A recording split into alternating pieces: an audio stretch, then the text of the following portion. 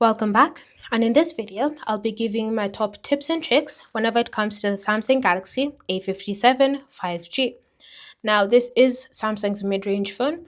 It does have a more premium build compared to the A37, but it's still mid-range, doesn't have all of the AI features or even any AI feature, and it's still not giving you what you can get with an S26.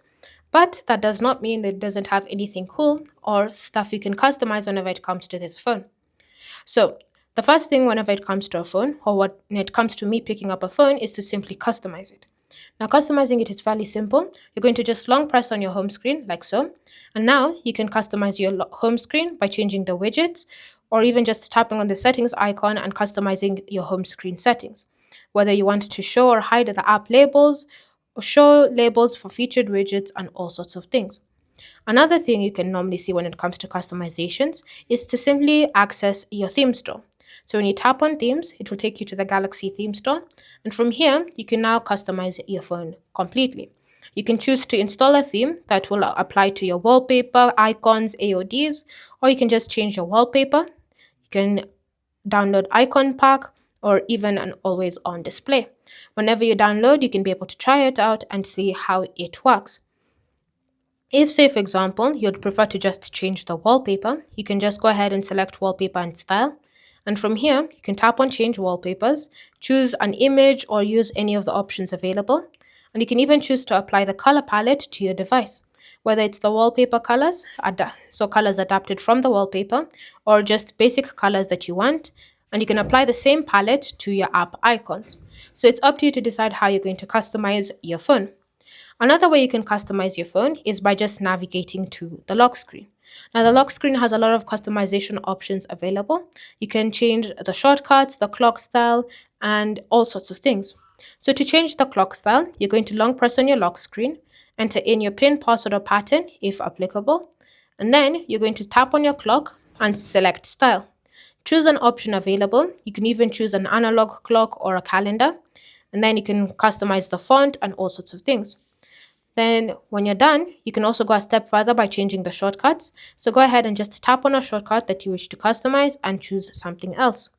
Then remember to tap on done in the top right corner. If you don't want to add widgets or if you do want to add widgets, you can do so. And from here, now whenever you swipe, you can be able to activate your shortcuts. If it's an app shortcut, you will be prompted to unlock your phone so that you can access it, and you'll be able to see your brand new clock style. Bear in mind, this clock style will be translated across to the always on display. So if you want to see the clock style of your always on display, that's how it looks like.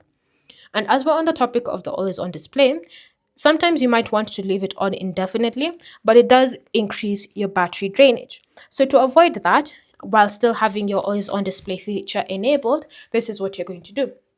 You're going to open up settings and you're going to scroll and select the option lock screen and AOD.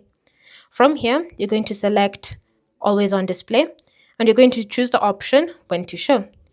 Ensure that tap to show is selected, and now as long as you just tap once on your dark screen like so, the always on display should appear, and after a couple of seconds it will disappear again, meaning that the always on display is active but not constantly draining your battery unless you actually bring it up.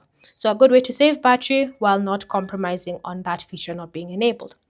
Now, another technique that you can use when it comes to saving your battery is just, say for example, you're in settings. What you're going to do is simply select battery. Now from here, you want to customize all of your battery settings. For example, you want to ensure that battery protection is enabled, whether it's basic or maximum. You can choose to have sleep protection turned on as well if it's within your preferences. You can also choose to just glance at your background usage limits and ensure that put unused apps to sleep is enabled. This means if an app hasn't been used for a certain amount of time, it will be put into sleep. Again, if you already have apps in deep sleeping, just go ahead and uninstall it because it means that you've not used that app for close to 3 months. So it's consciously draining your battery without being used. Just uninstall it. Then you can also choose to enable power saving. So you can have power saving mode scheduled so that it comes on at specific times. Say, for example, when you're sleeping, ensuring that everything is limited and saves your battery. You can choose to turn it off whenever you want to or turn it on whenever you want to. Now, while you're in the battery settings, you can also choose to enable fast charging for your phone. Again, for this to work, you do need to have a compatible fast charger. Even if the fast charger does come from another brand, say for example Oppo or Redmi, it won't necessarily work because it's not compatible with Samsung. So look for a Samsung recognized fast charger and or something that's supported, and you should be able to fast charge your phone easily. Now, if you're a gamer and you want to protect your battery, but at the same time you do want to do some heavy duty gaming, maybe you're playing Where Winds Meet, maybe you're playing Arknights, maybe you're playing Call of Duty, but you want to protect your battery while still being able to be plugged in. Lucky for you, there's a feature called pause or bypass charge when gaming. All this does is simply stops supplying battery or charge to your phone's battery, and it automatically diverts while your phone is still connected to the power supply. So even if you're on 20%, which is the minimum amount of required, if you're on 20% and you're gaming, just stay connected to your power supply and it will continue allowing you to game while maintaining 20%. It's also a good idea to enable this feature to avoid your phone from overheating. Now, to turn it on, you're going to open up settings, scroll and select advanced features and choose game booster settings. From here, you do want to ensure that your phone is currently plugged in and charging, like so. And then you should see pause USB PD charging when gaming. So go ahead and just tap on the toggle like so.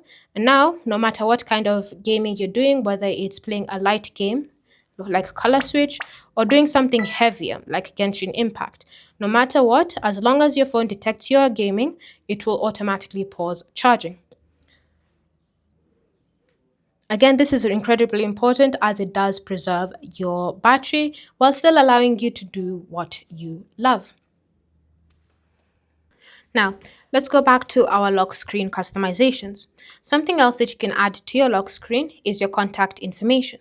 To do that, you're going to open up the settings app on your phone, and then in the main settings menu, you're going to select lock screen and AOD.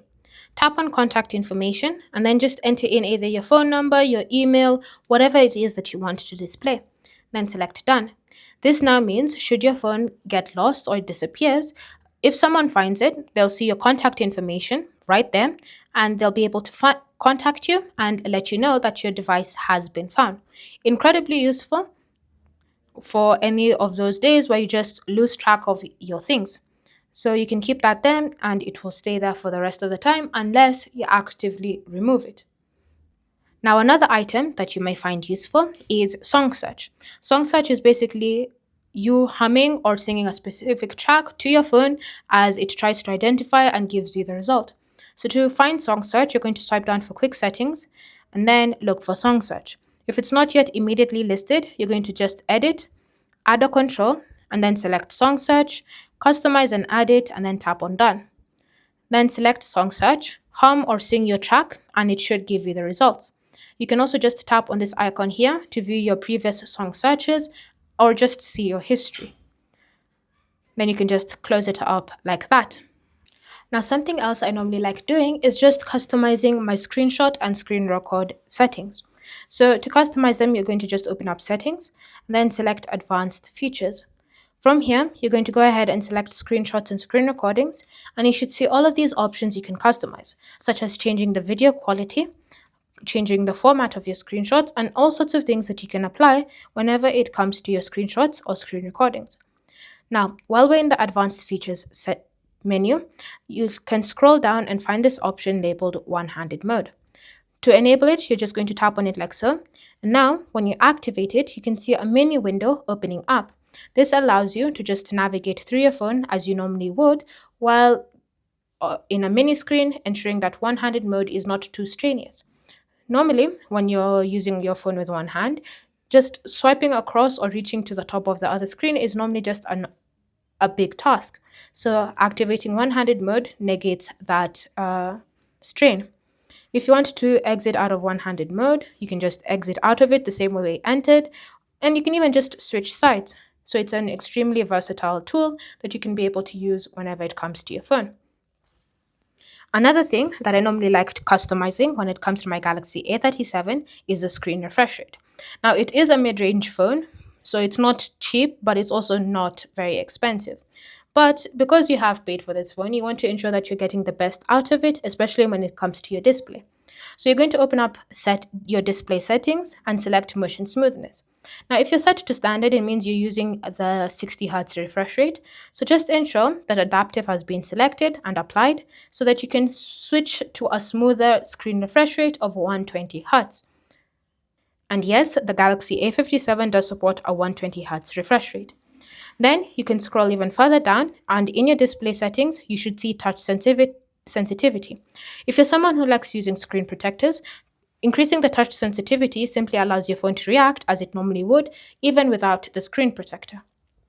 You can also go a step further by customizing your navigation. So, whether you want to use swipe gestures or buttons, it's completely up to you and the style you prefer whenever it comes to navigating. You can also choose to enable or disable circle to search and just use it at your leisure on your Samsung Galaxy A57. And that is basically it. If you have any other small tasks or small things that you normally like to do on your Samsung Galaxy A57, feel free to leave them down below.